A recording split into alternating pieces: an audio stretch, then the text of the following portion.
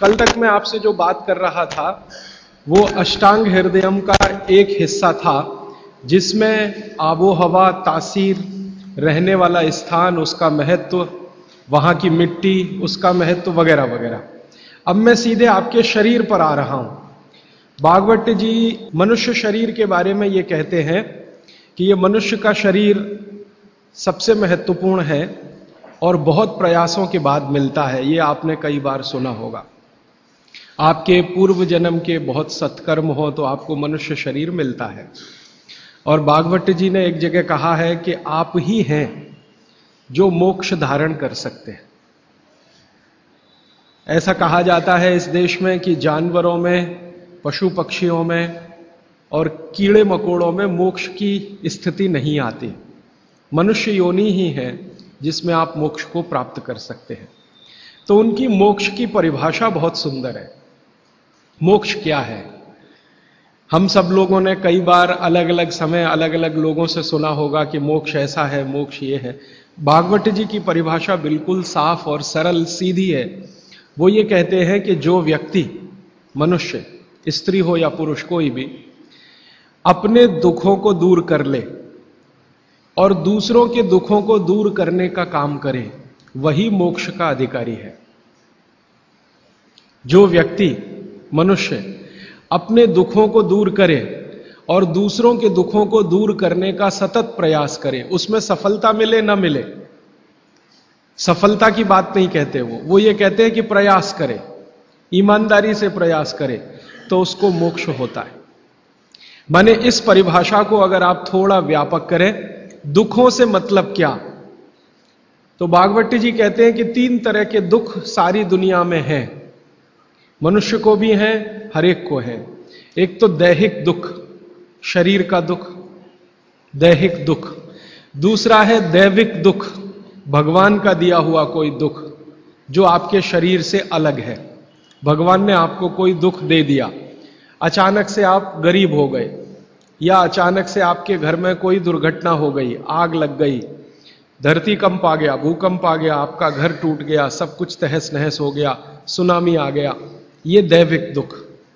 और तीसरा और आखिरी दुख है भौतिक दुख। भौतिक दुख में सबसे ज्यादा यही है, गरीबी, बेरोजगारी, भूखमरी।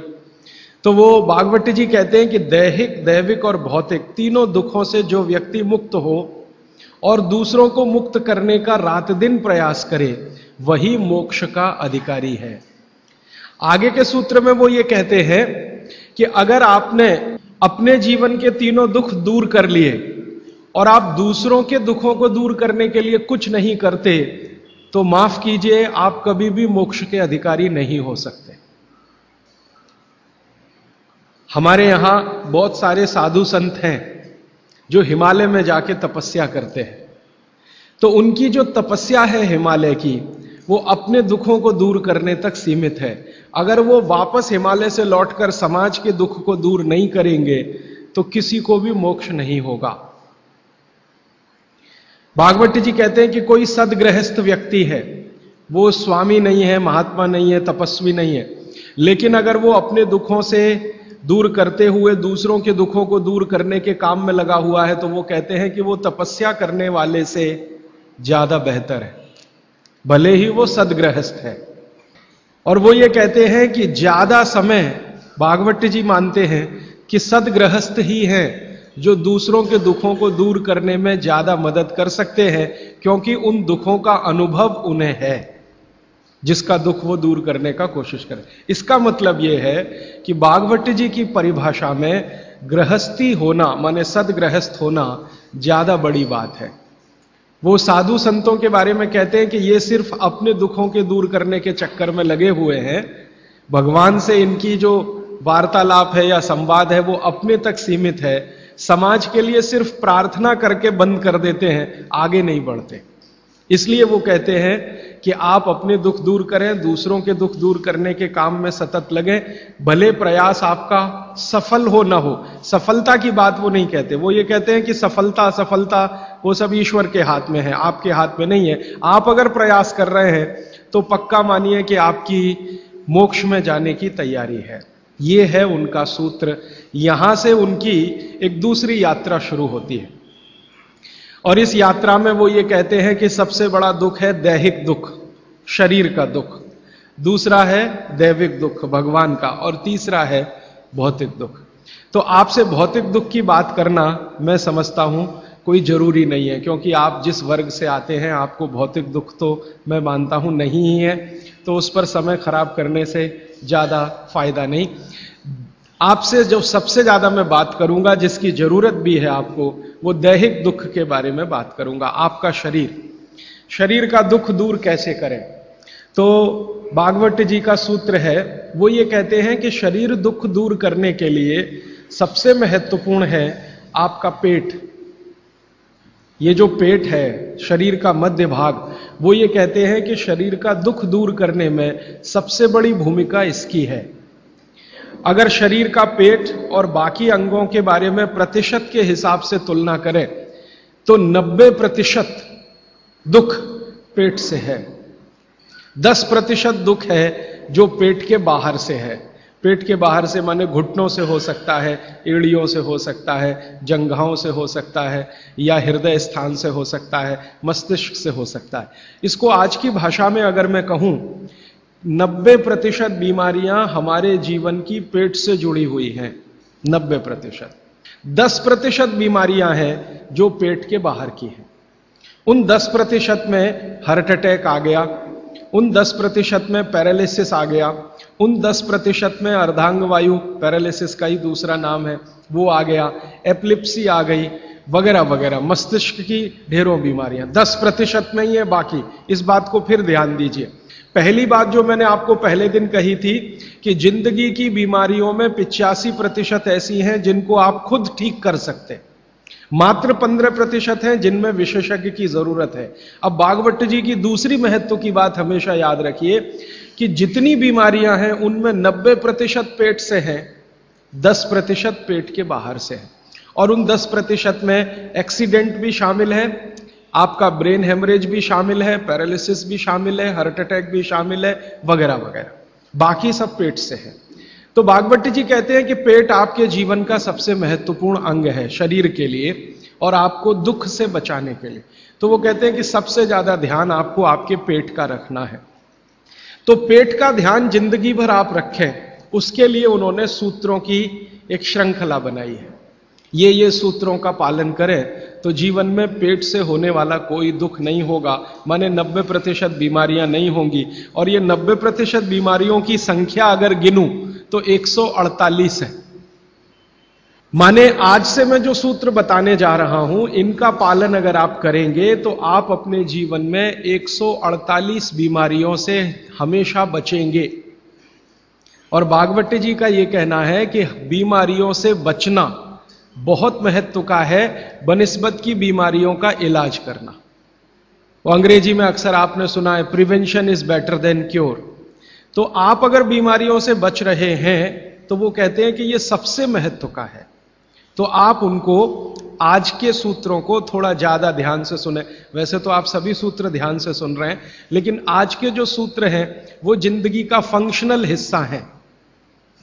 आप जानते हैं कि कोई भी सिद्धांत होता है उसका एक हाइपोथेसिस होता है और उसका एक फंक्शनल पार्ट होता है। तो आज से जो शुरू हो रहा है वो फंक्शनल पार्ट है। इस फंक्शनल पार्ट में सबसे पहला सूत्र भागवत जी का, भागवत जी के लिए उनके 7000 सूत्र सभी महत्व के हैं, सभी महत्व के। उन 7000 में से मैंने कुछ चुनकर निकाले हैं जो मुझे लगता है 2007 के हिसाब से बहुत महत्व के हैं। हो सकता है 3500 साल पहले कोई सूत्र बहुत महत्व के हों और अब 2007 में हमारी जीवन शैली के हिसाब से वो उतने महत्व के ना हो, क्योंकि भागवत जी ने जिस जीवन शैली में रहते हुए वो सूत्र लिखे हैं वो ऋषि मुनियों की जीवन शैली है। आपकी जीवन शैली और ऋषि मुनियों की जीवन शैली में थोड़ा अंतर है। तो आपकी जीवन शैली के हिसाब से मैंने जो सूत्र निकाले और जिनको मैं महत्व का क्रम देता हूं, उसमें सबसे पहला सूत्र, संस्कृत में वो कहते हैं कि पेट जिंदगी भर आपका अच्छा रहे, दुरुस्त रहे। इसका मतलब यह है कि आप जो कुछ भी खा रहे हैं उसका ठीक से आप पाचन करते रहे। वो कई बार ये लिखते हैं अपने सूत्रों में कि खाना महत्व का नहीं है, खाने को पचाना महत्व का है। आपने खाने को खाया, ये इतना महत्व नहीं है, जिसको आपने खाया उसको पचाया, ये ज्यादा महत्व का है। क्योंकि भोजन पचेगा तो रस बनेगा, उसी रस में से मांस, मज्जा, रक्त, मल, मूत्र, वीर्य, मेद, ये सब बनेगा, अस्थियां बनेंगी, और वही आपके शरीर के लिए आगे जीवन में काम आएंगे। तो खाया वो महत्व का, उससे भी ज्यादा महत्व का खाया हुआ पचाया। तो वो कहते हैं कि पेट हमेशा दुरुस्त रहे, माने पाचन क्रिया आपकी हमेशा अच्छे से चलती रहे, इसके लिए पहला सूत्र उन्होंने लिखा भोजनांते विषम वारी। ये पहला सूत्र मेरे हिसाब से, उनके हिसाब से नहीं, मेरे हिसाब से पहला सूत्र भोजनांते विषम वारी। इसका सीधा सा अर्थ है भोजन के अंत में पानी पीना विष पीने के बराबर है। सूत्र ये है भोजन अंते, भोजनांते आप जानते हैं संस्कृत में मिला के कहने की परंपरा है। भोजन अंते माने भोजन के अंत में, भोजनांते विषम वारी, विष समझते हैं आप जहर, जहर जैसा क्या है? पानी। भोजन के अंत में पानी जहर के जैसा है, विष के जैसा है। यह सूत्र है। अब इसको थोड़ा व्याख्यायित करता हूं ताकि समझ में आए। भोजन के अंत में पानी विष के जैसा है, यह बात वो कह रहे हैं। इसको समझना चाहिए कि क्या कह रहे हैं। सूत्र उतना ही है, समझने के लिए मैं आपको बहुत उदाहरण दूंगा ताकि आप जल्दी पता कर पाए। भागवत जी ने एक सूत्र में यह कहा है कि हमारा जो शरीर है, इसका जो मुख्य स्थान पेट है, इसमें एक स्थान होता है पेट के अंदर, नाभि, लेफ्ट साइड में नाभि से थोड़ा ऊपर जहां मेरा हाथ रखा हुआ है, इस स्थान को कहते हैं जठर। संस्कृत में कहते हैं जठर, हिंदी में कहते हैं आमाशय। जठर, आमाशय, अंग्रेजी में चाहे तो एपिगैस्ट्रिकम। तो ये जो जठर स्थान है, भागवत जी कहते हैं कि इसमें अग्नि प्रदीप्त होती है, उसी को कहते हैं जठराग्नि। जठर अग्नि, जठराग्नि। तो वो कहते हैं कि जो आपका जठर स्थान है, इसमें अग्नि प्रदीप्त होती है, और भोजन जो कुछ भी आप करते हैं वो पहले जठर में ही जाता है, आमाशय में इकट्ठा होता है, वहां अग्नि प्रदीप्त होती है। वो अग्नि भोजन का पाचन करती है। यह है महत्व की बात। अब अग्नि प्रदीप्त हुई, आपने भोजन किया, अग्नि प्रदीप्त हुई। और भागवत जी इसके लिए एक सुंदर श्लोक लिखा है, लंबा है लेकिन हिंदी में बताता हूं। वो ये कहते हैं कि खाते ही अग्नि प्रदीप्त होती है, ऐसे ही जैसे आप बिजली के स्विच को ऑन करते ही लाइट जलती है। ये ऑटोमेटिक है, अपने आप होती है। आपने रोटी का पहला टुकड़ा मुंह में डाला और जैसे ही टुकड़े को चबाना शुरू किया, लार बनना शुरू हुआ, तुरंत अग्नि प्रदीप्त हो जाती, पहले ही टुकड़े में। तो ये अग्नि प्रदीप्त हुई। अब आप जो भोजन कर रहे हैं, ये इस अग्नि के प्रभाव में पचेगा। तो भोजन के पचने की क्रिया में पहले भोजन रस में बदलेगा। पहले पेस्ट बनेगा, जैसे टूथपेस्ट की कंडीशन होती है वैसा बनेगा, लुगदी जैसा। फिर उसमें से रस बनेगा, फिर रस में से सब कुछ बनेगा। तो वो कहते हैं कि आपने जैसे ही भोजन किया, अग्नि प्रदीप्त हुई। अब ये अग्नि भोजन को पचा रही है, और आपने भोजन पूरा करते ही पानी पी लिया, गट गट गट गट गट गट। तो क्या हुआ? अग्नि शांत हो जाएगी। आपके रसोई गैस में चूल्हा जल रहा है गैस का, और जलते हुए चूल्हे पर पानी फेंकिए तो बुझ जाएगा। अग्नि का पानी से मेल नहीं है, दुश्मनी है। तो आपके पेट में खाना खाते ही अग्नि जल रही है। अब आपने पीछे से गिलास 2 गिलास पानी पी लिया, कोई कोई लोग तो लोटा भर के पी लेते हैं, कई कई लोग तो भोजन से ज्यादा पानी पी लेते हैं। तो ये जो पानी गया, इसने अग्नि को शांत कर दिया। अब अग्नि शांत हो गई तो फिर भागवत जी कहते हैं भोजन पचेगा नहीं, वो सड़ेगा। अब उन्होंने 20 सूत्र लिखे हैं कि भोजन पचेगा तो क्या होगा और भोजन सड़ेगा तो क्या होगा। मैं सड़ने वाले हिस्से की बात कर लेता हूं। वो कहते हैं कि भोजन अगर सड़ना शुरू हुआ तो सबसे पहले गैस बनेगी, वायु बनेगी, वायु। और ये वायु आपकी जिंदगी हराम कर देगी। और ये वायु की तीव्रता जब बढ़ेगी तो गले में जलन होगी, छाती में जलन होगी, पेट में जलन होगी। फिर और ज्यादा तीव्र अगर ये हो गई वायु तो ये शरीर में जाएगी, घूमेगी, क्योंकि वायु को पकड़ना मुश्किल है, जहां स्थान मिलता है वहीं जाती है। तो ये वायु पूरे शरीर में घूमेगी तो सिर घूमेगा, आपको चक्कर आएंगे, सिर में दर्द होगा, पीठ में भी दर्द हो सकता है, हृदय स्थान पे भयंकर दर्द हो सकता है। कई बार तो इतना दर्द होता है कि आपको लगेगा कि हार्ट अटैक आ गया, लेकिन वो वायु का दर्द है, हार्ट अटैक नहीं। और ये जो वायु बनी भोजन के सड़ने से, इसी वायु में से भागवत जी ने सूची बनाई है कि 103 रोग पैदा होंगे। 103। सबसे पहला रोग है उसमें एसिडिटी, हाइपर एसिडिटी। ज्यादा दिन अगर आपने ये चक्कर चलाया पानी पीने का तो अल्सर, पेप्टिक अल्सर, और ज्यादा दिन चक्कर चलाया तो बवासीर, मूढ़व्याध, भगंदर, ये सब रोगों की सूची है। और अंत का एक रोग है कैंसर, कर्क रोग। 103वें नंबर पर उन्होंने लिखा है कर्क रोग, माने एसिडिटी से शुरू होकर आप कैंसर तक की यात्रा कर सकते हैं। तो वो ये कह रहे हैं कि जिस काम से वायु पैदा हो और वो वायु आपके सड़े हुए भोजन में से निकले, और बाद में भागवती जी कहते हैं, वो भी बता देता हूं, वो दूर का सूत्र है लेकिन यहीं पे ले आता हूं उसको, कि आपका जो भोजन सड़ेगा, इसको ध्यान से सुनिएगा, तभी भोजन में से, भागवती जी के शब्द दूसरे हैं, मैं आज के शब्द इस्तेमाल कर रहा हूं, तभी कोलेस्ट्रॉल बनेगा। सड़े हुए भोजन का ही बाई प्रोडक्ट है कोलेस्ट्रॉल। अगर भोजन का पाचन हुआ तो कोलेस्ट्रॉल शून्य रहता है, वो कोलेस्ट्रॉल जो आपको हानि पहुंचाता है। आप जानते हैं शरीर में दो तरह का कोलेस्ट्रॉल है, एक गुड और एक बैड।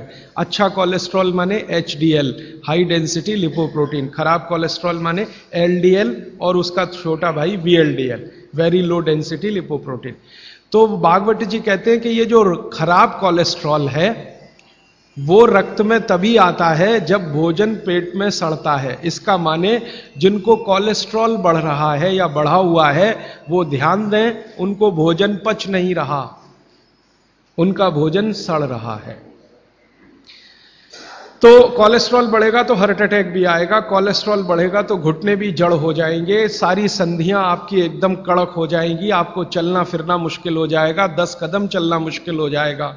तो वो ये कहते हैं कि जब 103 बीमारियां एक छोटी गलती से आती हों तो वो गलती कभी करना नहीं, माने भोजन के बाद कभी पानी पीना नहीं।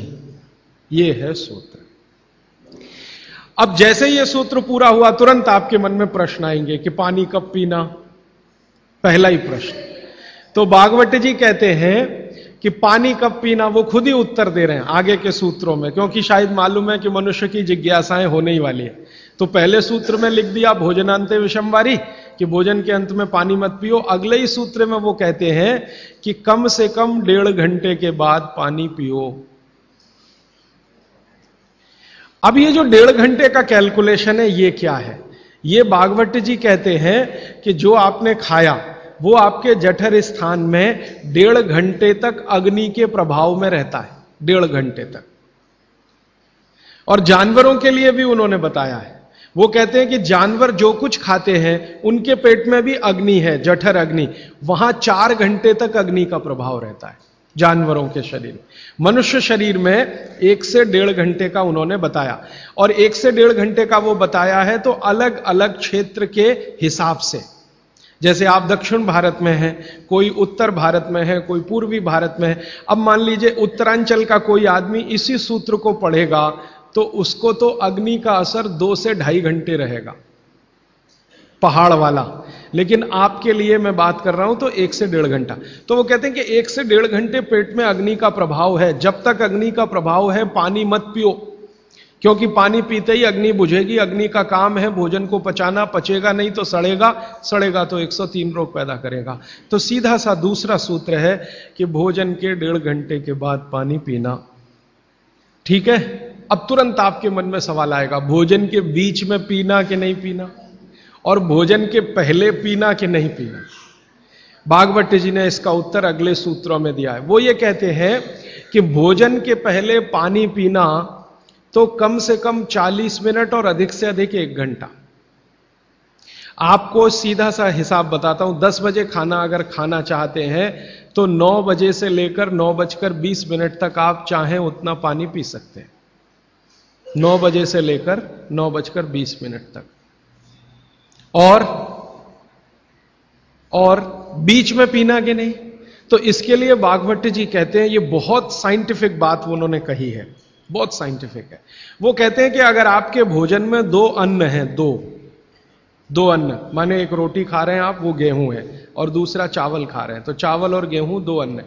तो और सामान्य रूप से आप सभी के भोजन में शायद 2 ही अन्न होते हैं, इसलिए मैं ये सूत्र कह रहा हूं। ये 1 अन्न वालों के लिए नहीं है, 2 अन्न वालों। जो 2 अन्न खाते हैं भोजन में, उनको एक अन्न की पूर्ति पूरी हुई और दूसरे की शुरू होने वाली है, तो बीच का जो जंक्शन पॉइंट है, इस पे पानी पीना। मतलब इसका सीधा है, रोटी पूरी हो गई, अब आप चावल खाने की तैयारी कर रहे हैं, तो रोटी खाने के बाद चावल खाने से पहले आप जरूर पानी पीना, लेकिन मात्रा कितनी? तो वो कहते हैं 2 या 3 घूंट, इतना ही।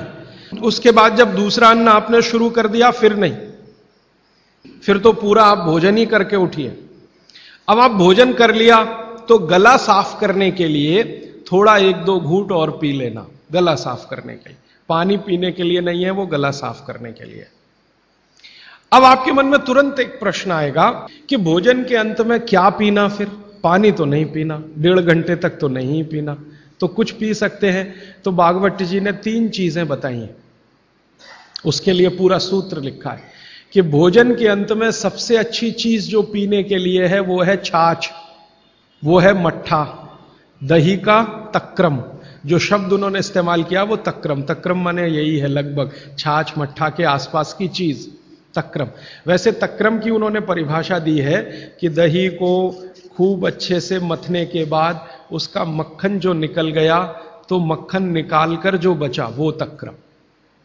मक्खन रह गया तो वो लस्सी, लस्सी पीने के लिए नहीं कह रहे, तक्रम की बात है। तो आप भोजन के बाद जो सबसे अच्छी चीज पी सकते हैं वो है छाछ, वो है मट्ठा। मट्ठा शब्द एकदम अच्छा है, हिंदी का शब्द है, शायद आप सब समझते हैं। गुजराती हैं तो छाछ आप अच्छे से समझते हैं। तो छाछ पिए हैं या मट्ठा पिए, ये सबसे अच्छी चीज। दूसरी सबसे अच्छी चीज उन्होंने बताई है वो है दूध, दूध दूसरी सबसे अच्छी चीज। और तीसरी सबसे अच्छी चीज बताई है फल का रस, कोई भी फल का रस, लेकिन वो कह रहे हैं मौसमी फल का रस, जिस मौसम में जो फल आता है उसका रस, माने मौसम के विरुद्ध के फल नहीं। आज का मौसम आम का नहीं है तो आम का रस अभी पिए तो नहीं चलेगा। आज का मौसम गन्ने के रस का है तो गन्ने का रस ही पिए। थोड़े दिन के बाद संतरे के रस का मौसम आ जाएगा तो संतरे के रस का। भागवत जी कहते हैं कि जो चीज प्रकृति ने जिस समय में प्रचुर मात्रा में उपलब्ध कराई हो उसका रस। तो आप ये कहें कि कोल्ड स्टोरेज से लाया हुआ संतरा और उसका रस निकाला या मौसम्मी का रस, ये सर्वनाश करेगा, सत्यानाश नहीं, सर्वनाश करेगा। वो ये कहते हैं कि भगवान ने और प्रकृति ने आपके शरीर के हिसाब से सारी चीजों को सेट किया है, और वो कहते हैं कि भगवान ने इस प्रकृति को बनाया है तो बहुत ही सोच समझकर बनाया, एक एक माइक्रो कैलकुलेशन उसने किए, तब आपको ये प्रकृति के साथ उसने रखा है। तो प्रकृति में जब जो चीज बहुत मात्रा में हो उसी का रस, जैसे अभी टमाटर का सीजन है तो आप भोजन के बाद टमाटर का रस पी सकते हैं भरपेट। इस समय गन्ने के रस का सीजन है तो भोजन के बाद आप गन्ने का रस भरपेट पी सकते हैं। जो भी अभी थोड़े दिन में अंगूर का सीजन आ जाएगा तो भोजन के बाद अंगूर का रस पी सकते हैं, संतरे का, जब जब जो सीजन आए वो ध्यान रखना है। अब इसमें आगे एक सूत्र है वो बहुत महत्व का है। भागवत जी कहते हैं मट्ठा या छाछ कब पीना, दूध कब पीना, रस कब पीना। तो उसके लिए उन्होंने बहुत स्पष्ट और बहुत जोर देकर यह कहा है कि मट्ठा हमेशा दोपहर के भोजन के बाद ही पीना, सामान्य लोगों के लिए। असामान्य लोगों के लिए बाद में बताऊंगा, जो सामान्य लोग हैं आपके मेरे जैसे, मट्ठा हमेशा दोपहर के भोजन के बाद ही पीना। और दूध हमेशा रात के भोजन के बाद ही पीना। दूध माने शाम को 6-7 बजे के भोजन के बाद ही पीना। और जूस हमेशा सुबह के भोजन के बाद ही पीना। सुबह का भोजन माने नाश्ता। भागवत जी ने नाश्ता शब्द कहीं नहीं इस्तेमाल किया है, सुबह का भोजन। आप उसको नाश्ता कैसे? तो सुबह के भोजन के बाद जूस, दोपहर के भोजन के बाद मट्ठा और रात के भोजन के बाद दूध। और वो ये कहते हैं आगे के सूत्र में कि इनका क्रम उल्टा सीधा मत करना कभी। माने सुबह के भोजन के बाद दूध पी लिया, रात के भोजन में जूस पी लिया या मट्ठा पी लिया। वो कहते हैं ये उल्टा क्रम आप मत करना। क्यों नहीं करना? तो आगे वो एक्सप्लेनेशन देते हैं, वो ये है बहुत महत्व का, कि हमारे शरीर को मट्ठे का पाचन होने के लिए जो रस की जरूरत होती है, रस माने एंजाइम, जो एंजाइम या रस की जरूरत होती है वो दोपहर को ही होते हैं पेट में। इसी तरह हमारे शरीर में दूध का पाचन होने के लिए जो रस की जरूरत पड़ती है या एंजाइम की जरूरत पड़ती है वो सूर्यास्त के बाद ही होते हैं, या सूर्यास्त के समय ही उनकी उत्पत्ति शुरू होती है। और जो रस और एंजाइम की जरूरत जूस पचाने के लिए है वो सुबह ही होते हैं। इसलिए आप नियम बना लो, ब्रेकफास्ट में जूस, लंच में मट्ठा छाछ और डिनर में दूध। बच्चों को भी यही नियम, बड़ों को भी यही नियम। अब आप कहेंगे हमारे बच्चे तो स्कूल जाते हैं दूध पीकर जाते हैं, तो बदल दो, जूस पीकर भेजो या पिलाकर भेजो। और आप कहेंगे जी पिएंगे नहीं। आप जैसी आदत डालेंगे बच्चे वैसे ही होने वाले हैं, क्योंकि बच्चे अपने से कुछ नहीं सीखते, वो आपका सिखाया हुआ है सारा कुछ। तो अब तक आपने बच्चों को दूध पीने की आदत डाली है, आज से माफी मांग लो कि गलती हो गई हमसे। अब हम आपको चाहते हैं कि आप जूस पी के जाओ। क्यों जाओ? तो उनको ये बात समझाओ, शायद समझ जाए, वो भी समझ जाएंगे तो उनकी भी जिंदगी में ये परमानेंट हो जाएगा। सुबह के नाश्ते के बाद जूस पीना, दोपहर के भोजन के बाद मट्ठा, रात के भोजन के बाद दूध। ये सूत्र है। अभी इसके आगे का सूत्र, भागवत जी कहते हैं कि आप खाने के 1.5 घंटे के बाद पानी पिएं, क्योंकि जठर के अग्नि के प्रभाव में खाना 1.5 घंटे तक रहता है। तो पानी कैसे पिए? कैसे पिए पानी? तो हमारे यहां पानी पीने के बहुत तरीके हैं। लोटा मुंह से लगाया, गट गट गट गट उतार लिया। गिलास मुंह से लगाया, गट गट गट गट उतार लिया। क्या ये तरीका? तो भागवत जी कहते हैं नहीं, ये तरीका बिल्कुल गलत है पानी पीने का। वो कहते हैं कि पानी को चुस्कियां ले लेकर पिए, घूंट भर भर के पानी पिए, सिप ले लेकर पानी पिए। ऐसा पानी पीने का नियम। जैसे आप गर्म दूध पीते हैं ना, भागवत जी बिल्कुल उसके समकक्ष रखते हैं कि गर्म दूध आप जैसे पीते हैं एक एक सिप या चुस्की लेकर घूंट भर के, ऐसे ही पानी पिए। अब ये क्यों? ये समझ लें। आप एक साथ पूरा पानी उतारें गले के नीचे और एक एक घूंट पानी उतारें गले के नीचे, दोनों में जमीन आसमान का अंतर है। क्या अंतर है? मैं आपको एक महत्व की बात समझाना चाहता हूं, ये जीवन भर याद रहे तो बहुत अच्छा। हमारे पेट में भोजन को पचाने के लिए अग्नि होती है, और इस अग्नि को तीव्र करने के लिए अम्ल होता है, अम्ल, एसिड। आप जानते हैं पेट में अम्ल बनता है, प्राकृतिक रूप से बनता है। अब पेट में तो अम्ल बनता है, और भगवान ने ऐसी व्यवस्था की है कि पेट में अम्ल दिया है और मुंह में क्षार बनता है, जिसको लार कहते हैं आप, लार, स्लाइवा, सेलिवा, लार, लाला रस, अलग अलग नामों से आप जानते हैं। तो मुंह में बनती है लार, ये है क्षार, और पेट में बनता है अम्ल। आप थोड़ा भी अगर विज्ञान जानते हैं तो आप जानते हैं कि क्षार और अम्ल को मिलाओ तो हो जाता है न्यूट्रल। अम्ल और क्षार आपस में मिले तो न्यूट्रल होता है, माने सामान्य चीज बनती है, जिसको हम लोग कहते हैं लवण। एक लवण होता है नमक, वो अलग है, केमिस्ट्री के लवण की बात कर रहा हूं। तो अम्ल और क्षार आपस में मिलते रहे तो न्यूट्रल होते हैं। अम्ल का मतलब है जिसका पीएच 7 से कम है, और क्षार का मतलब है जिसका पीएच 7 के आगे है, और न्यूट्रल का मतलब जिसका पीएच 7 है। ये जो पानी है ना, पानी, ये ना अम्ल है ना क्षार है, ये न्यूट्रल है। तो भागवत जी कहते हैं कि पेट आपका अक्सर पानी के जैसा रहे तो बढ़िया।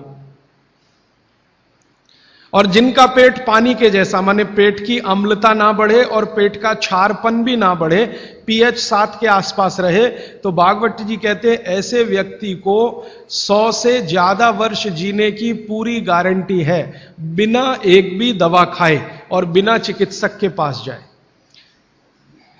अब आपके पेट में अम्ल बन रहा है, मुंह में लार बन रही है, अगर पानी आप घूट घूट पीते हैं तो ये पानी के साथ लार मिलके अंदर जाती है, और पानी एक साथ गट गट पीते हैं तो कम लार पानी के साथ मिलकर जाएगी।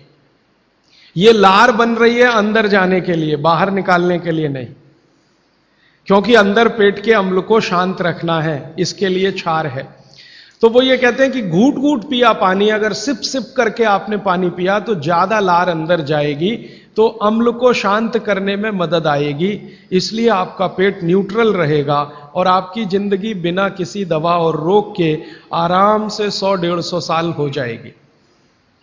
इसलिए पानी घूट घूट भर के पिए, और एक साथ गटगट पानी पिएंगे तो लार पानी के साथ मिल नहीं पाएगी, तो अंतिम रूप में जब वो पहुंचेगा पानी तो खाली पानी होगा और वो उतना न्यूट्रलाइज नहीं कर पाएगा, पेट को उस तरह से सामान्य अवस्था में नहीं ला पाएगा। हालांकि पानी भी अम्ल को कम करता है, क्योंकि अम्ल में पानी मिलाओ तो अम्ल की ताकत कम होती जाती है, तो पानी कम तो करेगा, लेकिन लार के साथ जो पानी कम करेगा वो बिल्कुल अद्भुत होगा। भागवत जी आगे कहते हैं, बहुत ही महत्व की बात है ये सब आपके लिए। वो ये कहते हैं कि जो व्यक्ति सिप सिप करके पानी पिए, वो देखें जानवर कैसे पीते हैं। चिड़िया कैसे पानी पीती है? चिड़िया एक ड्रॉप उठाती है, आप ध्यान देना, चिड़िया एक ड्रॉप उठाएगी, फिर उसको ऐसे ऐसे मुंह में चलाएगी, फिर पिएगी, फिर दूसरी ड्रॉप उठाएगी, फिर ऐसे ऐसे चलाएगी, फिर पिएगी। ऐसे कुत्ता है, पानी को चाट चाट के पिएगा, शेर पानी को चाट चाट के पिएगा। ज्यादातर जानवर पानी को ऐसे ही पीते हैं। वो जानवर हमसे ज्यादा स्वस्थ हैं, किसी को डायबिटीज नहीं है, कोई ओवरवेट नहीं है। हाँ, किसी को डायबिटीज नहीं, कोई ओवरवेट नहीं, किसी को जॉइंट्स पेन नहीं, किसी को कुछ नहीं, क्योंकि वो पानी पीने का नियम जानते हैं। बाघ भट्ट के पक्के चेले हैं ये सब जानवर, बिना बोले और बिना कहे। तो आप भी हो जाइए। भागवत जी कहते हैं कि पानी थोड़ा लीजिए, जैसे चिड़िया पीती है, उसको मुंह में चिड़िया ऐसे ऐसे करती है ना, घुमाती है, तो आप भी पानी को थोड़ा घुमाइए, फिर पी जाइए। थोड़ा पानी लीजिए, मुंह में भरिए, पीजिए, फिर पानी भरिए, फिर भरिए, फिर पीजिए, ताकि इधर उधर की सब लार पानी के साथ मिलकर अंदर जाए। अब वो ये कहते हैं कि जो ऐसे पानी पी लेगा, कोई रोग आने की संभावना नहीं, माने आपके सारे रोगों की एक दवा। तो मैंने ये एक्सपेरिमेंट शुरू किया, ये मैंने पढ़ा था 6 साल पहले। भागवत जी को मैंने 6 साल पहले पढ़ना शुरू किया, 3 साल पढ़ने में लग गया और 3 साल समझने में लग गया। तो 6 साल पहले मैंने ये सूत्र पढ़ा था। मैंने कहा यार, कुछ लोग हैं जो बीमार हैं बहुत, मैंने कहा तुम करके देख लो, भागवत कह रहे गलत तो रिजल्ट आने वाला नहीं। तो आपको सुनकर हैरानी होगी, हमारे जो दोस्त हैं, सहयोगी हैं, जिनका वजन बहुत ज्यादा था, उन्होंने पानी सिप सिप करके पीना शुरू कर दिया, और भोजन के 1.5 घंटे के बाद पानी पीना शुरू। ये 2 सूत्रों का ही परिणाम है कि सबके वजन पहले से आधे हो गए। एक तो मेरा दोस्त है जिसको मैं कभी आपके सामने खड़ा कर सकता हूं, 140 किलो का था वो, और 1.25 साल हो गया, लगभग अभी 1.5 साल है, अब 70 किलो का है, बिना कोई दवा खाए, बिना भोजन में कोई बदलाव किए, सिर्फ पानी पीने का तरीका बदला। फिर मैंने डॉक्टरों से बात की कि ये चक्कर क्या है, तो उन्होंने कहा बात सीधी सी ये है कि जो लार है ना, ये दुनिया की सबसे अच्छी औषधि है, इसकी मेडिसिनल प्रॉपर्टी सबसे ज्यादा है। आपने जानवरों को देखा होगा, उनको कभी भी कोई चोट लगे तो वो अपने लार से ही ठीक कर लेते हैं, चाट चाट के, क्योंकि उसमें मेडिसिन है। तो मनुष्य की लार में भी है। अब वो ये कहते हैं कि भारत के वो मनुष्य या स्त्रियां और पुरुष बहुत ही दुर्भाग्यशाली हैं जो इस लार को अंदर ले नहीं जा पाते। जैसे तंबाकू खाने वाले लोग थूकते ही रहते हैं, उसको थूकते ही रहते हैं, थूकते ही रहते हैं। गुटखा खाने वाले लोग, मावा खाने वाले लोग थूकते ही रहते हैं, थूकते ही रहते हैं। तो डॉक्टर लोग कहते हैं कि वो जिंदगी की सबसे महत्वपूर्ण चीज को थूक रहे हैं, जिसको बनाने के लिए भगवान ने 1 लाख ग्रंथियां आपके मुंह में दी हैं। आप जानते हैं ये लार पैदा होने में 1 लाख ग्रंथियों का काम होता है, 1,00,000 ग्रंथियां हैं जो रात दिन आपके लिए लार बनाती हैं, और आप गुटखा खा खा के उसको थूकते रहते हैं, तो सड़क तो खराब करते ही हैं, अपने को उससे ज्यादा खराब करते हैं। तो मेरी हाथ जोड़कर विनती है कि आप में से कोई लार थूकने वाला हो, थूकने वाला आदमी, ये तो भागवत जी की डिक्शनरी में नहीं है। वो कहते हैं कि एक ही कंडीशन में आप कुछ थूक सकते हैं, जब कफ बहुत बढ़ा हुआ हो, तभी, बस। उसके अलावा दूसरी कोई कंडीशन नहीं कि आप थूकें। तो यहां तो बिना कफ बढ़े हुए तंबाकू खा खा के, गुटखा खा खा के थूक रहे हैं, तो ये थूकना नुकसानदायक है। गुटखा तो नुकसानदायक है ही, तंबाकू तो और भी नुकसानदायक है, उससे भी ज्यादा थूकना, तो मत थूकिए। तो फिर आप कहेंगे जी पान खाएं, तो पान खाने के लिए नियम बताया, बहुत माइक्रो लेवल पे कैलकुलेशन है भागवत जी। वो कहते हैं कि पान खाओ तो कत्था मत लगाओ, बिना कत्थे का पान खाओ, थूकने की गरज ही नहीं, क्योंकि जो भी खाओगे वो चूना है, कैल्शियम है, तो अंदर जाएगा, और वो कैल्शियम क्या क्या अद्भुत काम करेगा वो कल बताने वाला हूं मैं। तो वो कहते हैं कि पान भी खाना है तो थूकना नहीं है, कत्था है तो थूकना पड़ेगा, कत्थे बिना ही पान खाओ। माने हमारे पुराने पूर्वज और बुजुर्ग जो तंबाकू का नहीं, कत्थे का नहीं, सिर्फ चूना लगा के जो पान खाते हैं, वो बागभट्ट के चेले सब के सब शिष्य उनके। तो वो कहते हैं पान भी खाना तो थूकना नहीं है, जो मुंह में लार के साथ पान है वो अंदर ही जाए, क्योंकि पान और चूना दोनों ही मेडिसिन है। एक वातनाशक है और दूसरा पित्तनाशक है, और कफ का भी नाश करता है। पान तो पित्त और कफ दोनों का नाश करता है, और चूना वात का नाश करता है। तो वो कहते हैं कि पित्त और कफ का नाश कर दिया पान ने, चूने ने कर दिया वात का, तो वात पित्त कफ तीनों ही संतुलित है, तो पान खाके तो जिंदगी भर निरोगी रह सकते। ये है। तो आपको पानी पीना है घूट घूट भर के, ताकि ज्यादा लार अंदर जाए, और पानी को बच्चों की तरह से मुंह में घुमाइए, जैसे बच्चे अक्सर करते हैं ना, वो बहुत अच्छी क्रिया है। ठीक है, अब आगे चलता हूं।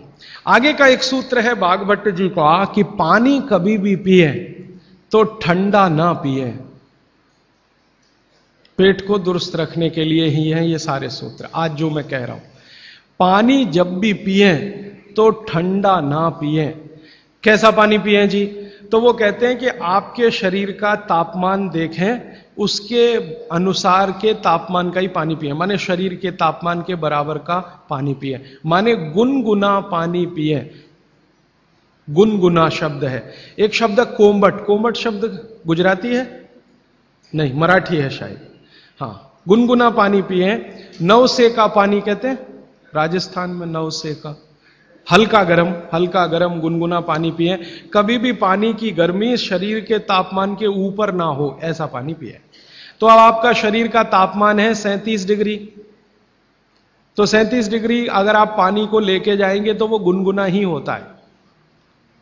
रूम टेम्परेचर के ऊपर रहता है, बॉडी टेम्परेचर के बराबर रहता है। तो ऐसा पानी पिए, गुनगुना ही पानी पिए। क्यों? अभी मन में प्रश्न आएगा क्यों? हम तो जी ठंडा पानी पीते हैं, फ्रिज का पानी पीते हैं, बर्फ डाला हुआ पानी पीते हैं। तो भागवत जी इसको बहुत अच्छे से समझाते हैं, और आधुनिक विज्ञान का इसमें मैं जोड़कर आपको समझाता हूं। आप अगर ठंडा पानी पी रहे हैं, कल्पना करिए, तो पानी क्या करेगा? पेट में जाएगा सीधा सीधा, और पेट को ठंडा बनाएगा। जिसका जैसा गुण है वही तो करेगा ना। बर्फ का गुण है ठंडा करने का, तो बर्फ डालकर पानी में आप पी रहे हैं, तो बर्फ का गुण वो पानी में आ गया। अब पानी आपके पेट को ठंडा करेगा। अगर पानी ने पेट को ठंडा किया, तो अगर पेट ठंडा हो गया पानी के असर में, तो शरीर ठंडा हो जाएगा, क्योंकि शरीर के सारे ऑर्गन पेट से ही जुड़े हुए हैं, चाहे वो आपका हार्ट हो, चाहे किडनी हो, चाहे लीवर हो। और अगर शरीर ठंडा हो गया तो जय राम जी की, जाइए यमराज के पास, यहां फिर आपके लिए कुछ नहीं है। तो पानी अगर पेट में गया और उसने पेट को ठंडा कर दिया, तो आप ठंडे हुए तो मर जाएंगे, मृत्यु आएगी। तो कभी भी ठंडा पानी ना पिए, एक विश्लेषण।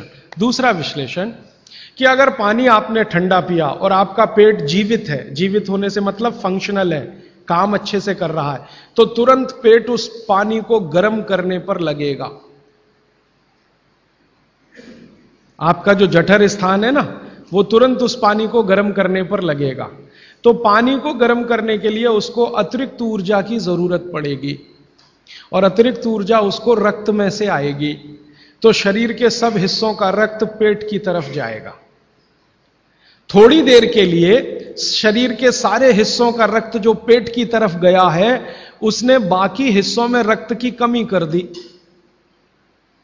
मान लीजिए हृदय का रक्त पेट में चला गया, ब्रेन का रक्त पेट में आ गया, क्योंकि ब्रेन का सबसे पहले आता है, क्योंकि ग्रेविटी का फोर्स है ना, काम करता है, तो ब्रेन का सबसे पहले आता है, हृदय का उसके बाद आता है। दूसरे अंगों का रक्त सब पेट की तरफ गया, तो बाकी अंगों को रक्त की कमी आई।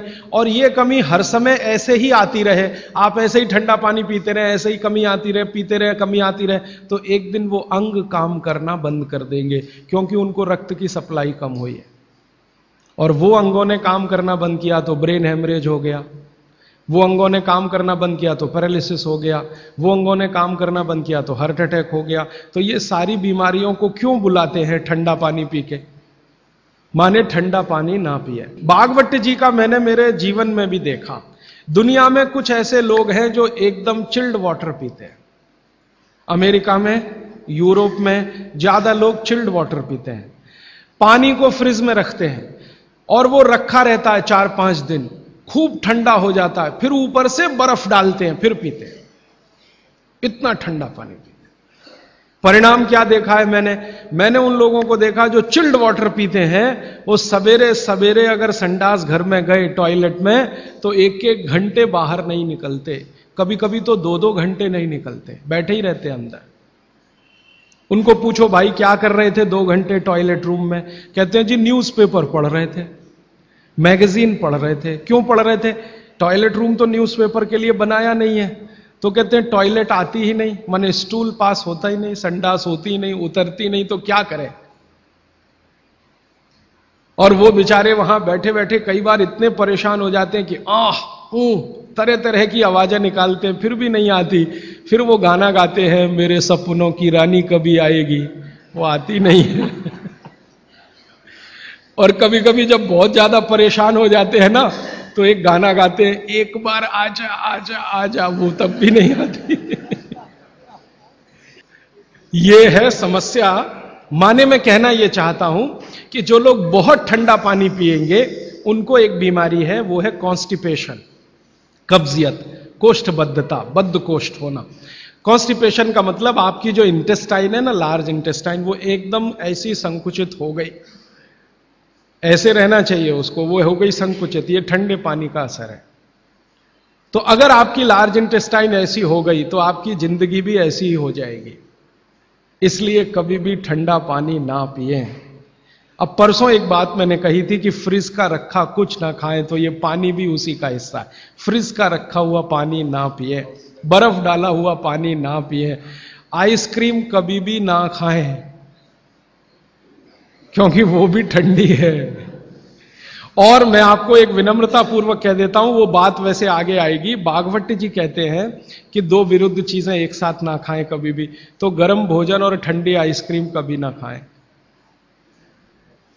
अक्सर मैं शादियों में, बारातों में जाता हूं तो वहां मैंने देखा है कि भोजन गर्मा गर्म कराएंगे, अंत में आइसक्रीम जरूर खिलाएंगे। सर्वनाश, बुला बुला के हमारा सत्यानाश करते हैं। इनविटेशन देकर बुलाएंगे, आओ हमारे यहां मेहमान बनकर, तो पहले गर्म खाना खाओ, पीछे से ठंडी आइसक्रीम खाओ, ना मरो तो जल्दी मर जाओ। ऐसा आजकल आतिथ्य इस देश में चल रहा है। पहले कहते थे अतिथि देवो भव, अभी अतिथि दुश्मन भव। तो ये जो ठंडे होने की बात है, ये यहीं पर मैंने आपको जोड़ दी है। वैसे ये कल भी आने वाली है, परसों सॉरी।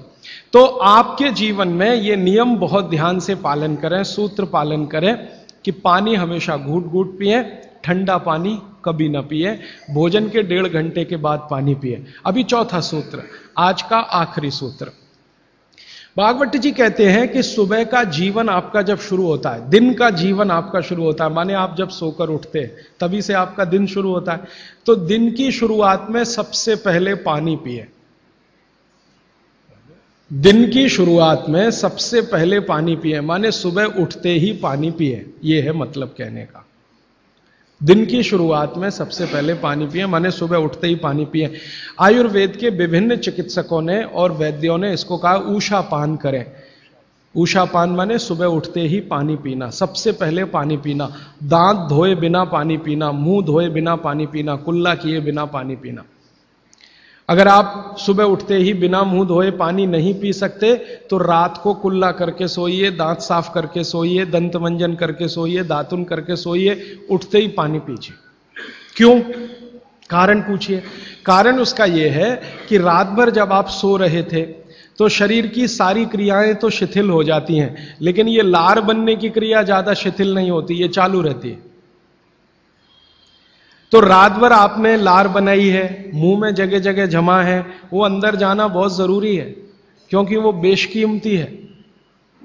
भागवत जी कहते हैं कि ब्रह्म मुहूर्त की जो लार होती है वो बाकी 24 घंटों में सबसे ज्यादा कीमती है। तो सुबह सुबह जो लार बन रही है ये अंदर जानी ही चाहिए, इसलिए बिना कुल्ला किए पानी पीने का नियम है। इसी को ऊषापान कहा जाता है। तो सुबह उठते ही पानी पिए। कितना पिए जी? तो उन्होंने 1 से 1.25 लीटर का कैलकुलेशन दिया वयस्कों के लिए। वयस्क माने 18 से 60 साल, 1 से 1.25 लीटर। और 18 से नीचे वाले जो लोग हैं उनके लिए 1.25 लीटर माने 750 ग्राम, और 60 के ऊपर वालों के लिए भी 750 ग्राम, 750 ग्राम। 750 ग्राम माने कम से कम 2 गिलास बुजुर्गों के लिए, 2 गिलास बच्चों के लिए, और 3 गिलास आपके उम्र के लोगों के लिए। कम से कम इतना पानी पिए। पीने का तरीका मैंने बता दिया, वो घूट घूट सिप सिप करके ही पीना है, मुंह में घुमा घुमा के पानी पीना है। भागवत जी ने ये जो कहा ना सुबह की लार बहुत कीमती होती है, मैंने इस पर थोड़े कुछ एक्सपेरिमेंट किए पिछले एक आध साल। बहुत सारे कुछ पेशेंट ऐसे हैं जिनको डायबिटीज है, और डायबिटीज की कंडीशन में आप जानते हैं कि कोई घाव हो जाए, घाव तो जल्दी भरता नहीं। तो मेरे पास ऐसे कुछ 8-10 पेशेंट हैं जिनको ऐसी ही कंडीशन है। डायबिटीज होने के कारण शरीर में फुंसी हो गई, फोड़ा हो गया, घाव बढ़ गया, वो भरता नहीं। मैंने उनको दवाएं बंद किया होम्योपैथी का। फिर मैंने कहा भैया, भागवत जी ने कहा कि सुबह की लार बहुत कीमती है, तुम ऐसा करो सुबह उठते ही जो लार है ना उसको लगाओ तुम्हारे घाव पे, और आप देखेंगे चमत्कार। 15 से 20 दिन में घाव भरना शुरू, 3 महीने में बिल्कुल बराबर। एक तो मेरे पास गैंग्रीन का पेशेंट है, गैंग्रीन हुआ, डॉक्टर कहता था पैर काटना ही पड़ेगा इसका, कुछ होता नहीं अभी और कोई। उसने बेचारे ने साल भर लार लगा लगा के ही अपना ठीक कर लिया। तब मेरे समझ में आया कि जानवर हमसे ज्यादा होशियार, चोट लगते ही वो चाटना शुरू कर देते हैं। फिर मैंने एक और एक्सपेरिमेंट किया। मेरे पास कुछ छोटे बच्चे हैं जिनको चश्मे हैं आंखों पर। अब उनके माँ बाप बहुत परेशान है कि ये चश्मा कैसे उतरे, मोटे मोटे चश्मे हैं छोटे बच्चों। तो मैंने उनको भी सिखा दिया, देखो सवेरे सवेरे सोकर उठो और मुंह का थूक आंख में लगाओ काजल की तरह से। तो बच्चों ने चालू कर दिया। बच्चे बहुत भोले होते हैं, सीधे होते हैं, कोई भी बात अगर समझ में आए तो करते। अब आपको हैरानी होगी कि चश्मे उतर गए सिर्फ ये लार लगाने से। आप भी करके देख लीजिए जिनको भी चश्मे। बस अंतर इतना है कि बच्चों को जल्दी उतरे, आपको थोड़ा देर में उतरेंगे लेकिन उतर जाएंगे। उम्र ज्यादा बढ़ेगी तो थोड़ा दिन करना पड़ेगा, कम उम्र में बहुत जल्दी उतर जाए। आंखों की रोशनी बढ़ानी है तो मुंह की लार सुबह सुबह की आंखों में लगाइए काजल की तरह से। और एक बताता हूं, एक बीमारी आती है जिसको हम कहते हैं कंजक्टिवाइटिस, आंखों की बीमारी है। अक्सर उसमें आंखें लाल हो जाती हैं, आंखों में बहुत जलन होती है, जैसे खून उतर आया हो आंखों में, वो कंडीशन हो जाती है। कोई भी आयुर्वेद की दवा आप खाएंगे 3 से 4 दिन में ही बीमारी ठीक होती है। लेकिन अब की बार अगर ये बीमारी आए तो आप ये करना, सुबह सुबह उठते ही मुंह की लार लगाना, 24 घंटे के बाद आपको पता ही नहीं चलेगा बीमारी कहां गई। 24 घंटे में ही ठीक होते हैं कंजक्टिवाइटिस। अगर बच्चों में बचपन से आंखों के ऐसे कोई रोग हैं, जैसे मेरे पास एक छोटा बच्चा है 8 साल का है, उसका मैं ट्रीटमेंट कर रहा हूं, उसकी आंखें टेढ़ी हैं, वो देखता कहीं है और दिखता कहीं है, उसको ऐसा है। अब उसके माता पिता गरीब हैं और वो ऑपरेशन का खर्चा नहीं उठा सकते। उस बच्चे पर मैं यही एक्सपेरिमेंट कर रहा हूं। लगभग मुझे 4 साढ़े 4 महीना हो गया है, और उसका टेढ़ापन, जिसको हम लोग हिंदी में कहते हैं भेंगापन, उसका भेंगापन लगातार कम हो रहा है और आंखों की पुतलियां बिल्कुल बीच में सेट हो रही। तब मुझे थोड़ी जिज्ञासा हुई और मैंने एक बहुत बड़े वैज्ञानिक को पूछा दिल्ली में कि ये लार में क्या है, एक्चुअली इसका एक्टिव इंग्रेडिएंट क्या है। तो उन्होंने कहा भैया जितने एक्टिव इंग्रेडिएंट मिट्टी में है वो सब लार में है। तो मैंने आपको बताया मिट्टी में 18 एक्टिव इंग्रेडिएंट्स हैं, लार में वो सब के सब हैं। इसलिए लार शरीर के लिए बहुत ही कीमती है, बेशकीमती है, इसको कभी नष्ट नहीं करना। इसकी मदद से आप बहुत सारे रोग ठीक करते हैं। और 2-4 बातें बता दूं क्या क्या रोग और ठीक कर सकते हैं।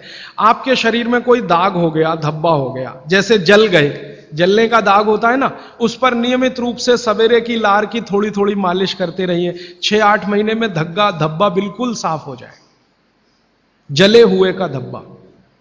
शरीर में और कोई ऐसा अंग में सफेद दाग दिख रहा है, या काला दाग हो गया, या फलाना हो गया, या ढिमाका हो गया, एक्जिमा हो गया, मान लो खराब बीमारी की बात करूं, एक्जिमा हो गया, एक्जिमा पे रोज सुबह की लार लगाइए, मालिश करते रहिए, 6-8 महीने के बाद देखिएगा साफ। और एक्जिमा से भी ज्यादा खराब बीमारी है सोराइसिस, वो भी ठीक होती है इसी लार से। बस इतना है कि साल भर करना पड़े।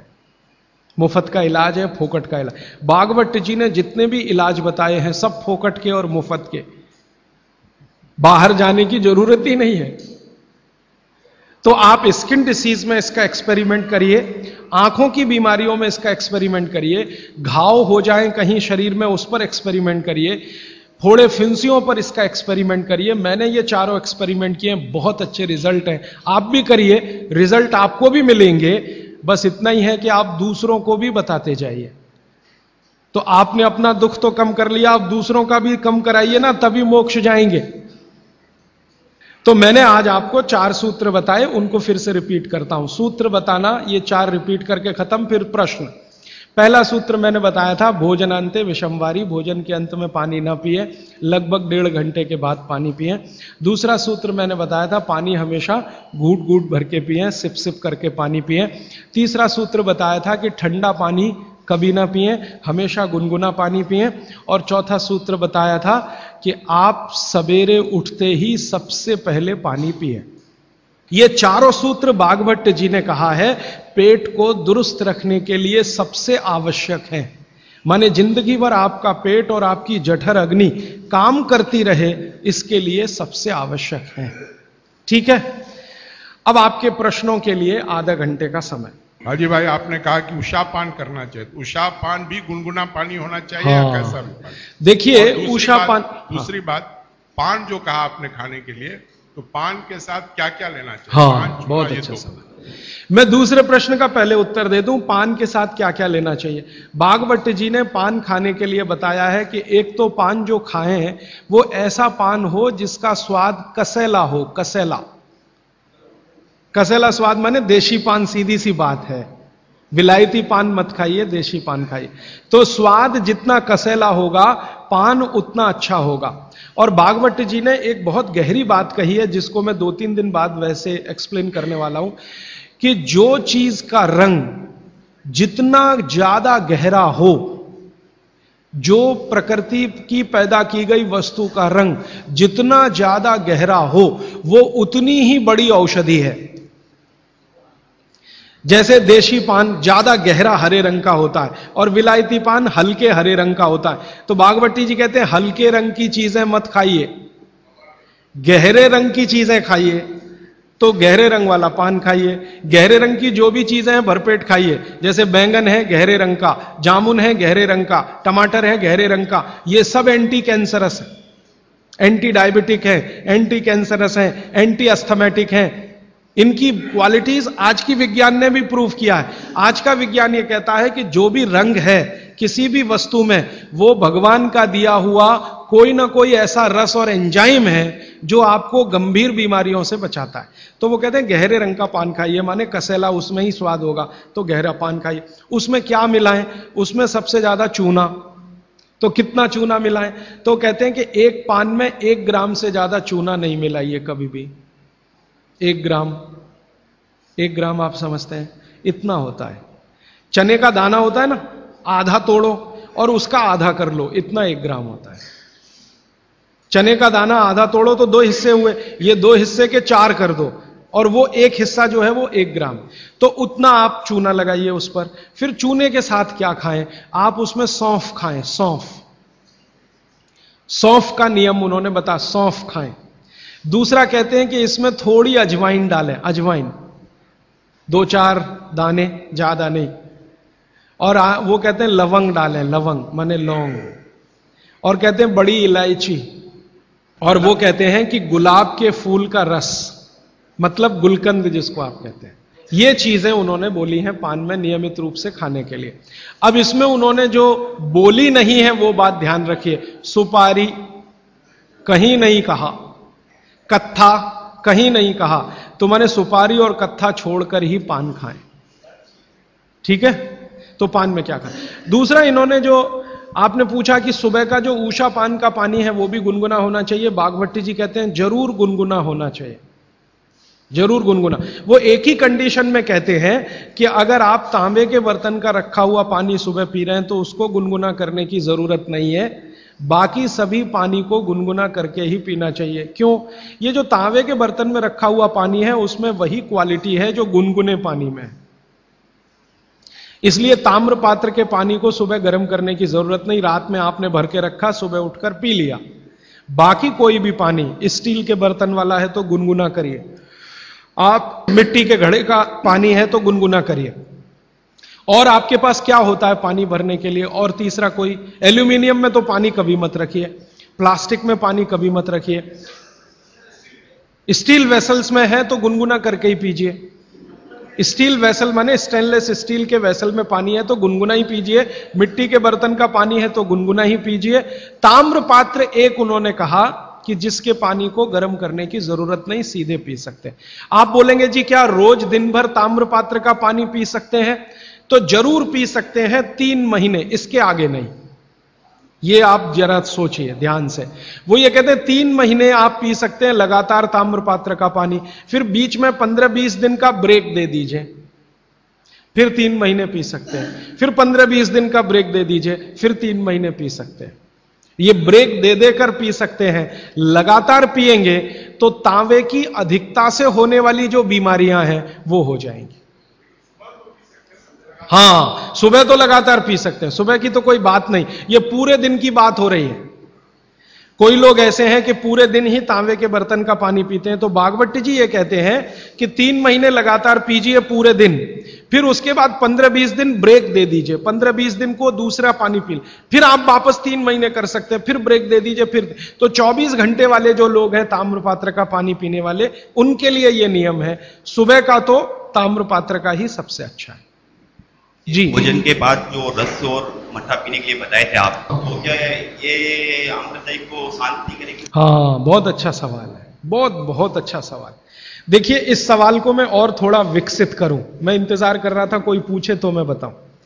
यह सवाल कुछ इस तरह का है कि मट्ठा है ना, उसमें पानी ही है, आप जानते हैं, शायद उसमें 90% तक पानी है, दही तो सिर्फ 10% होता है, और जूस पी रहे हैं उसमें भी पानी ही है, और दूध पी रहे हैं उसमें भी पानी है। अब बागभट्टी जी एक तरफ तो कह रहे हैं कि खाने के बाद पानी मत पियो, और दूसरी तरफ कह रहे हैं मट्ठा जरूर पियो, दूध जरूर पियो और फल का रस पियो, तो उसमें तो पानी ही है। तो क्या वो पानी जठर अग्नि को शांत नहीं करेगा? प्रश्न ये है। ये पूरा नहीं पूछ पाए, मैंने पूरा कर दिया। तो क्या वो पानी जठर अग्नि को शांत नहीं करेगा? इसका बहुत ही सुंदर एक्सप्लेनेशन बागभट्टी जी करते हैं। वो ये कहते हैं कि पानी का जो गुण है वो अपना कुछ नहीं, ये बात ध्यान से समझिए, पानी का जो गुण है वो अपना कुछ नहीं है। पानी को जिस पात्र में रखा है या जिसमें मिलाया है उसी का गुण वो धारण करता है। आपने एक पुराना गाना सुना है, पानी रे पानी तेरा रंग कैसा, फिर आगे है जिसमें मिला दो उस जैसा। तो पानी का रंग, गुण और धर्म तीनों ही वही होते हैं, वो जहां मिल गया। तो आपने पानी को मिलाया दही में, तो अब वो पानी का गुण नहीं है, अब वो दही का गुण धारण करेगा। पानी को आपने मिलाया जूस में, माने फल में, तो फल के जो गुण हैं वो पानी में आ जाएंगे। और पानी है दूध में, तो दूध के सारे गुण वो धारण कर लेगा। तो पानी अगर सीधा पी रहे हैं इंडिपेंडेंट, तब उसके अपने गुण धर्म होते हैं, लेकिन मिलाया हुआ पानी जब भी किसी वस्तु के साथ आप पिएंगे तो उस वस्तु का गुण पानी में आएगा। इसलिए मट्ठा पीने को खुली छूट है, पेट भर के पीजिए। दूध पीने को खुली छूट है, पेट भर के पीजिए। जूस पीने को भी खुली छूट है, सादा पानी मत पीजिए। अब दही का गुण क्या है? अग्नि को प्रदीप्त करने का गुण है दही में, क्योंकि जो वस्तु में भी चिकनाई आ गई, चिकनाई समझते हैं आप, फैट, दही में भरपूर चिकनाई है। दूध से ज्यादा चिकनाई दही में है, दही से ज्यादा चिकनाई मक्खन में है, और सबसे ज्यादा चिकनाई घी में। तो भागवत जी कहते हैं कि जिस वस्तु में भी चिकनाई है वो अग्नि को और भड़काएगी। आप जो है ना घी डालते हैं यज्ञ में, तो अग्नि भड़कती है कि नहीं? ऐसे ही पेट में घी खाएंगे, दही खाएंगे, दूध पिएंगे तो अग्नि और प्रदीप्त होती है, माने खाने को और जल्दी से पचाएगी। खाली पानी अग्नि को शांत करता है, लेकिन पानी किसी में मिलाया हुआ अग्नि को प्रदीप्त करेगा, क्योंकि उसके गुण वस्तु के हिसाब से हो जाते हैं। जी राजीव भाई, आइसक्रीम खाने के बाद हम लोग कॉफी या चाय पी के और उसका ये सवा सत्यानाश। रीजन बताऊंगा परसों, क्योंकि ये परसों आने वाला है। देखिए मैं बताता हूं आपको, अभी बता दूं, कोशिश करूंगा शॉर्ट में बताऊं, क्योंकि और प्रश्न के लिए उत्तर के लिए समय रहे। कभी भी कोई गर्म चीज आप जैसे ही खाते हैं, कोई भी गर्म चीज, चाय पिया या कॉफी पिया या गर्म दूध पिया या गर्म खाना खाया, तो पेट फिर वही काम पे लग जाता है। क्या काम है पेट का? पहले ज्यादा गर्म वस्तु को पेट के तापमान पर लाता है पेट। आपका पेट का तापमान वही है जो मुंह का है, और बगल का तापमान मुंह का तापमान में थोड़ा अंतर रहता है, लगभग 1 से 1.5 डिग्री। तो पेट का तापमान लगभग 39 से 40 डिग्री के आसपास है। अब आपने 40 डिग्री से ऊपर की कोई वस्तु खाई, जैसे चाय पी, तो वो 40 से ऊपर की है, कॉफी 40 से ऊपर की है, तो तापमान अंदर जो है ना 55 डिग्री 60 डिग्री अगर चाय का है, तो पेट उसको पहले 40 डिग्री पे लाएगा, और उसके लिए एंटी रिएक्शन होता है, पानी को ठंडे से गर्म करेगा, फिर गर्म से ठंडा। तो ये काम में जब तक पेट लगा हुआ है, तब तक आपने कोई ठंडी चीज खा ली, जैसे उन्होंने कहा आइसक्रीम खा ली, कॉफी के बाद आइसक्रीम खा ली। अब कंफ्यूजन वहां ये होता है कि क्या करे, वो पहले गर्म कॉफी को ठंडा करे या ये जो गर्म ठंडी आइसक्रीम आई इसको गर्म करे, तो फिर तो बहुत ही कंफ्यूजन होता है। ऐसा कंफ्यूजन जैसे आप गाड़ी चला रहे हैं, गाड़ी, इसको मैं समझाने के लिए कह रहा हूं, गाड़ी चला रहे हैं और हर 1 ही मिनट में आपको 2-3 गियर चेंज करने पड़े, 1 ही मिनट में। टॉप गियर से फर्स्ट में आना पड़े, फर्स्ट से आपको टॉप गियर में जाना पड़े, तो कैसे चलेगी गाड़ी? झटका देगी, तकलीफ देगी। ऐसे ही पेट में है कि पेट का एक गियर पड़ा हुआ है, वो गर्म कॉफी को ठंडा करने में लगा हुआ है, तब तक आपने आइसक्रीम खा के अब पेट को गियर चेंज करना पड़ेगा तुरंत, तो इसमें हो जाएगी समस्या। इसलिए कॉफी चाय के बाद ठंडी आइसक्रीम कभी भी ना खाएं, और ठंडी आइसक्रीम के बाद चाय कॉफी कभी भी ना पिए। गरम भोजन के साथ कभी भी आइसक्रीम और बर्फ आदि ना खाएं, और बर्फ आदि के साथ गर्म भोजन ना करें।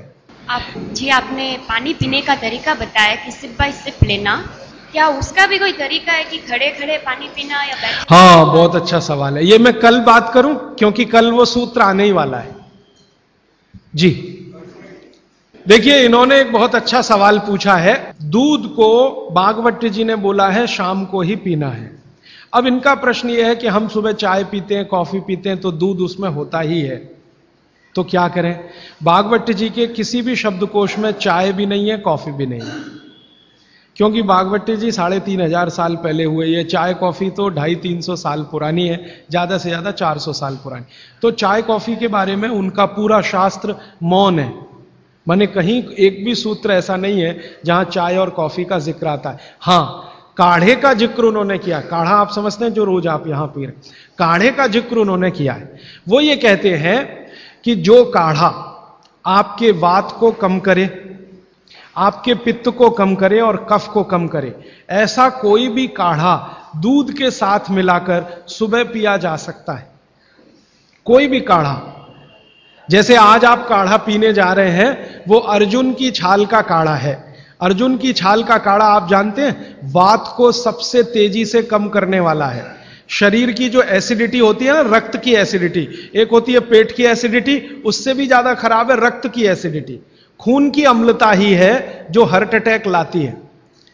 तो रक्त की एसिडिटी को कम करने की दुनिया में सबसे बड़ी ताकत अगर किसी चीज में भागवत जी ने बताई है तो वो अर्जुन की छाल है। तो आज आप काढ़ा पिएंगे अर्जुन की छाल का। और दुर्भाग्य से या सौभाग्य से ये कुछ ऐसा समय है, दिसंबर, जनवरी और नवंबर, ये वात का ही समय है। शरीर में वायु का प्रकोप ठंड के दिनों में ज्यादा होता है। उस समय अगर आप अर्जुन की छाल का काढ़ा दूध में बनाकर पिए तो आपके लिए औषधि है।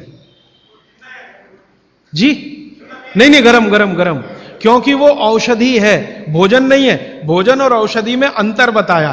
भोजन वो है जो 24 घंटे में आप नियमित रूप से आपके पेट की आवश्यकता के अनुसार खाएं और सालों साल खाते जाएं। औषधि वो है जो थोड़े समय के लिए, तात्कालिक प्रभाव के लिए आप पिएं।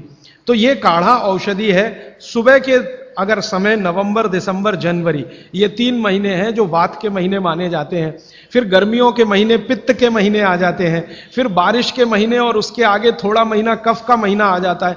तो ये वात पित्त कफ के महीने भी होते हैं, जैसे शरीर है वैसे महीने। तो इस महीने के हिसाब से सुबह काढ़ा पी सकते हैं, वात को दूर करने वाली औषधियों का दूध मिलाकर। और गर्म काढ़ा सभी गर्म है, ठंडा काढ़ा कोई है नहीं इस देश में, बनता भी नहीं। तो आप सुबह दूध पीना ही चाहते हैं तो काढ़े के रूप में पीजिए। माने सुबह दूध पीना ही है ना, तो उसमें अर्जुन की छाल का पाउडर डाल के पीजिए। तो 2 फायदे होंगे। भविष्य के लिए आपको हार्ट अटैक फ्री होने की गारंटी, भविष्य के लिए। और अब तक आपने जो कचरा खा लिया है इसके निकल जाने की गारंटी। क्योंकि ये जो अर्जुन की छाल का पाउडर है रक्त को सबसे ज्यादा शुद्ध करता है, और कचरा रक्त में ही सबसे ज्यादा जमा होता है। जिसको कोलेस्ट्रॉल कहते हैं ना, वो कचरा ही है। तो अब तक आपके रक्त में जो कोलेस्ट्रॉल जमा है इसको निकालना है बाहर, तो अर्जुन की छाल इसमें सबसे ज्यादा उपयोगी है। और सौभाग्य की बात यह है कि 40 रुपए किलो मिलती है। क्या भाव?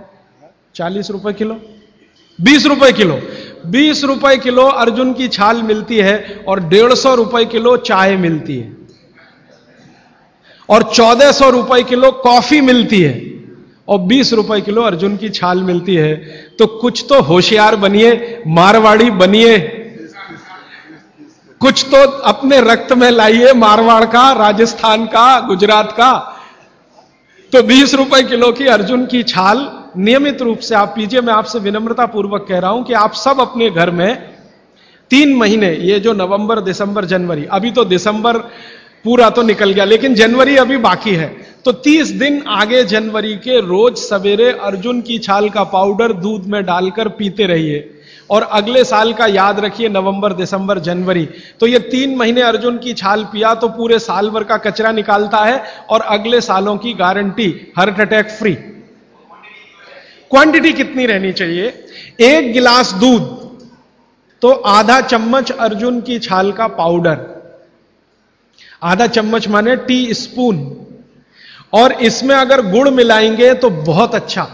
गुड़ नहीं मिले तो एक गुड़ जैसी चीज आती है, काकवी। काकवी आप समझते हैं? गुड़ को बनने से पहले की स्टेज है, वो तरल गुड़ होता है, तरल गुड़, लिक्विड फॉर्म का गुड़, वो काकवी कहलाता है। तो या तो काकवी या तो गुड़, नहीं मिले तो खांड। खांड आप समझते हैं? और कुछ भी नहीं मिले तो बूरा, शक्कर नहीं, क्योंकि बागवती जी की सूची में कहीं शुगर नहीं है, क्योंकि शुगर बनती नहीं थी। 3500 साल पहले गुड़ बनता था, काकवी बनती थी, खांड बनती थी, बूरा बनता था। चीनी बनना 200-250 साल से शुरू हुआ है। जी, मिश्री बहुत अच्छा, बहुत अच्छा आपने कहा, मुझे भूल गया, मैं आपसे पहले ही कहना चाहता था। मिश्री, मिठाइयों में मिश्री सबसे ऊंचे स्थान पर है, गुड़ से भी ऊंची है मिश्री। तो मिश्री मिले शुद्ध तो वो डालिए आपके अर्जुन की छाल और दूध के काढ़े में, नहीं तो गुड़ डालिए, नहीं तो काकवी डालिए, नहीं तो खांड डालिए, अंत में कुछ नहीं मिलता तो बूरा डालिए। और बूरा वो वाला जो राजस्थान में बनता है, बिहार में बनता है, उत्तर प्रदेश में, यहां का नहीं, चीनी को पीस के बूरा, वो चीनी ही है, बूरा नहीं है। सोंठ है तो बहुत अच्छा है। सोंठ जो है, अर्जुन छाल सोंठ अगर मिला के उपयोग करें तो सर्वोत्तम वातनाशक काढ़ा होता है, सर्वोत्तम। अर्जुन छाल और सोंठ दोनों का ही गुण है वात को खत्म करने का। तो वात के रोगी तो जरूर पिए इसको। और वात के रोग क्या क्या है आप जानते हैं, कल और परसों में और विस्तार से बताने वाला हूं। और किताबों में तो पूरी लिस्ट है, वात के रोग क्या, पित्त के क्या, कफ के क्या। ये घुटने का दर्द, कमर का दर्द, कंधे का दर्द, हार्ट अटैक, डायबिटीज, ये सब वात के रोग है। कहा जाता है कि दाल और दही साथ में नहीं लेना चाहिए। बहुत जन कहते हैं, तो हम दाल चावल खा लेते हैं और उसके बाद अगर खाने के बाद छाछ पी लेंगे तो क्या वो सही रहेगा? दाल चावल के साथ छाछ, दाल चावल खा लिया मैंने खाने में, उसके बाद खाने के बाद छाछ पीना चाहिए। देखिए तो इसमें सूत्र ऐसा है, मैं आगे बताऊंगा, ये थोड़ा आज के समय के हिसाब से बहुत जरूरी भी है। जैन अगर आप में से कोई है तो मेरी बात तुरंत समझ जाएंगे। द्विदल समझते हैं? एक दाल के जिसके द्विदल के साथ दही का निषेध है। भागवत जी ने भी कहा है, महावीर स्वामी ने भी कहा है, गौतम ऋषि ने भी कहा, सबने कहा द्विदल के साथ दही का निषेध है। तो अब इनका प्रश्न है कि हमने तो दाल चावल खाया, चावल तो ठीक है, दाल तो द्विदली है, अरहर की खाएं, मूंग की खाएं, मसूर की खाएं तो द्विदल है। तो द्विदल के साथ दही कैसा?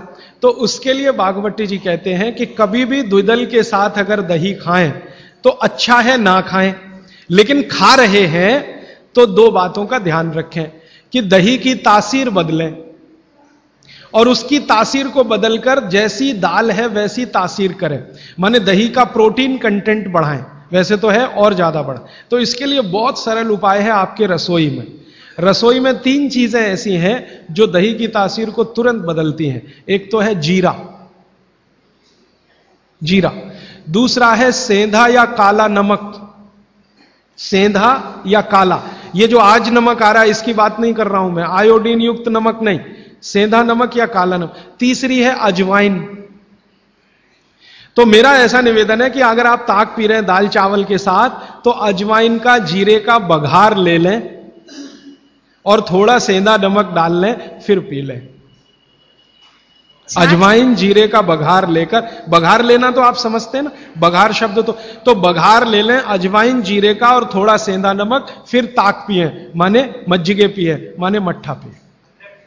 अदरक की जगह सूंठ। दही में कभी भी अदरक की उपयोग नहीं होता, सूंठ उपयोग होता है। अदरक और सूंठ में थोड़ा अंतर है, सूंठ तो अदरक से ही आता है लेकिन सूंठ का गुण अदरक से ज्यादा है। फ्रूट्स खा सकते हैं भरपेट। वैसे फ्रूट्स का भागवत जी कहते हैं सुबह खाएं खाली पेट तो सबसे अच्छा, माने नाश्ता ही फ्रूट का करें, जूस भी पीना है तो फ्रूट का पिए, तो सुबह का समय फ्रूट्स के लिए सबसे अच्छा है। लेकिन बाकी समय में भी आप फ्रूट्स कभी भी खा सकते हैं जो प्रकृति के द्वारा पकाया गया, माने कैल्शियम कार्बाइड मिला के नहीं पकाया गया। हाँ बिल्कुल। छाछ शरीर के लिए ठंडा करता है तो बच्चों को भी दे सकते हैं? दे सकते हैं जी, दे सकते हैं बिल्कुल। अजवाइन डाल के बच्चों को, 3 महीने के बच्चे को अजवाइन की छाछ दी जा सकती है। और अजवाइन पानी जो आपने कहा थोड़ा गुनगुना पीना चाहिए, हर मौसम में पी सकते हैं, गर्मी के मौसम में भी? गर्मी के मौसम में थोड़ा इसके लिए आप छूट ले सकते हैं। आप चूंकि मद्रास में रहते हैं इसलिए छूट ले सकते हैं। गर्मी के दिनों में सवेरे का पानी तो गुनगुना ही रखिए, बाकी दिन का पानी अगर आप पिए तो मिट्टी के बर्तन का भी पी सकते हैं। सनबर्न के लिए लार बहुत अच्छी है। देखिए आप में से किसी भी माता या बहन को डार्क सर्किल की समस्या हो, आंखों के नीचे काले काले घेरे हैं, नियमित रूप से सुबह उठकर अपने लार की मालिश करते रहिए, आपके सारे डार्क सर्किल बिल्कुल चले जाएंगे। फेयर एंड लवली से ज्यादा प्रभावी है। मटकी का जो पानी होता है गर्मियों में राजस्थान में ठंडी से ठंडी मटकी लाके हम पीते हैं, तो इतना ठंडा पानी पिए या नहीं? जो मिट्टी के घड़े का पानी है वो रूम तापमान से थोड़ा ही कम है। जैसे रूम टेम्परेचर 25 डिग्री होगा तो मिट्टी के घड़े का पानी 23 डिग्री तक होगा, तो ज्यादा ठंडा नहीं है। ये जो फ्रिज का पानी है ये 4 डिग्री का होगा, 3 डिग्री का होगा, ये बहुत ठंडा है।